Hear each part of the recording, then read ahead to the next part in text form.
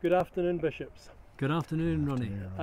I'd just like to ask you a little bit about how things have gone over the last couple of days at the retreat, and just a bit about why it's really important this time of year. Bishop Julian, would you like to say something first?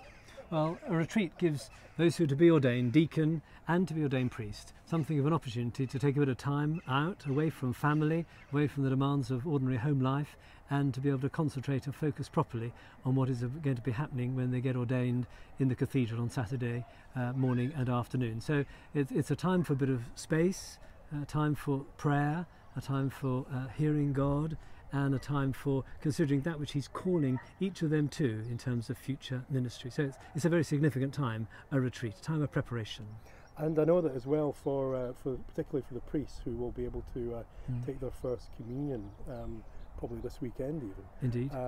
That is a particularly special and sometimes quite emotional moment. And I think it's a very special moment because Jesus has left us two particular sacraments to share with the life of his church, and one is obviously baptism and the other is Holy Communion, and that's a very significant moment to be asked to preside at what is the Lord's table, not ours, it's his, and we invite him to share and give himself to his people through the broken bread and wine outpoured. And so we feed on him in our hearts by faith and with thanksgiving, giving thanks for his death and resurrection.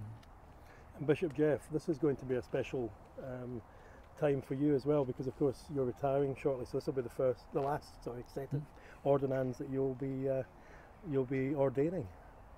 That's right, and naturally I look back and think of my own ordination and that opportunity to come together for fellowship and to reflect on this great calling that God gives to us as a special gift. And from the point of view of the deacons and now the year that they've got ahead of them, what challenges will they face? They'll have a number of challenges.